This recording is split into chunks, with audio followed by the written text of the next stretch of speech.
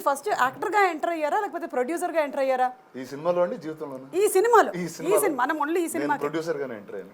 అసలు ఈ సినిమాలో యాక్ట్ చేస్తానని కూడా నాకు లాస్ట్ వరకు నాకైతే నమ్మకం లేదు. ఓకే. అంటే సెల్వా వచ్చి ఒక 2018-19లో ఒక కథ చెప్పాడు. అండ్ ఇప్పుడు ఏంటి నా లైఫ్లో ఏంటంటే సినిమా తప్పితే ఇంకేం లేదు. ఇక్కడ మెడ్రాస్ నుంచి సినిమా ప్లేస్ నుంచి హైదరాబాద్ సినిమా ప్లేస్కి వచ్చాం. అండ్ ఈ మెడ్రాస్లో ఉండే స్టూడియోలు, వాళ్ళ అప్పుడు జరిగిన కథలు, వీళ్ళు ఇలా కట్టారు స్టూడియోలు అంట, ఈ స్టూడియోలో ఇది జరిగిందంట, ఈ హీరో ఇది అన్నాడంట. అంటే ఇప్పుడైతే గాసిప్స్ చాలా నార్మల్ అయిపోయినాయి. అప్పుడు ఒక ఫ్యాసినేషన్ ఉండేది వాటి చుట్టూ, ఎందుకంటే యాక్టర్స్ మనం చూసేవాళ్ళం కాదు. ఆ వరల్డ్లో తీసుకెళ్ళి ఒక కథ చెప్పాడు. అండ్ నాకు అలాంటి వరల్డ్లో ఇప్పుడు ఒక సినిమా చూడలేదు. అంటే మహానటిలా బయోపిక్స్ అయి చూసాను, అది కూడా ఈయన చేశారు అనుకోండి. బట్ అందులో సెట్ చేసి ఒక చాలా మంది నుంచి ఇన్స్పైర్ అయ్యి ఒక ఫిక్షనల్ కథ, జానర్ బ్రేక్ చేసే కథ. ఇప్పుడు కథ ఒక 15 నిమిషాలు వెళ్తుంటే ఈ కథ చూస్తున్నాం అనుకుంటే దాని తర్వాత టక్కన వేరే చోటకి వెళ్తుంది. సో ఆ మలుపులు ఉంటూ I just found it really interesting. And సెల్వాతో దుల్కర్ గారికి ఆబ్వియస్లీ ఎక్స్పీరియన్స్ ఉంది. ఒక నరేషన్ అంటే అది మినిమం 6 గంటలు వెళ్తుంది. అది first half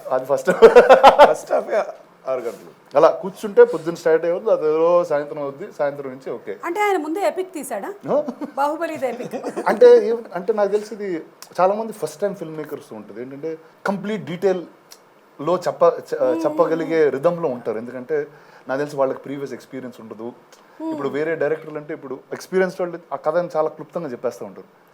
here they get in to very extreme detail. And సెల్వాకి ఒక ఎక్స్ట్రీమ్ మనుషుల్ని అబ్జర్వ్ చేసే ఒక యూనిక్ టాక్టిక్ ఉంటుంది. అంటే ఇలాంటి మనుషులు, ఇలాంటి వ్యక్తులు నాకు తెలిసి.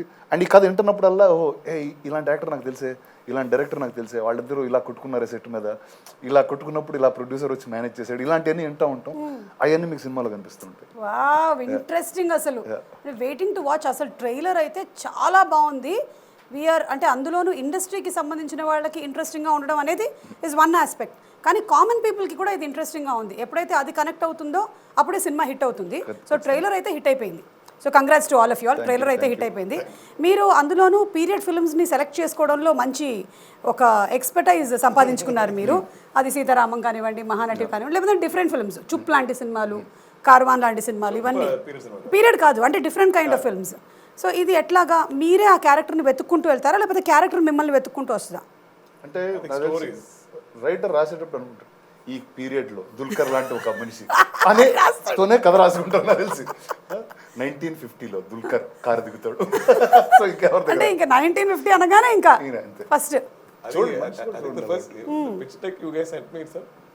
this looks like me in Mahanati. All the other characters look generic.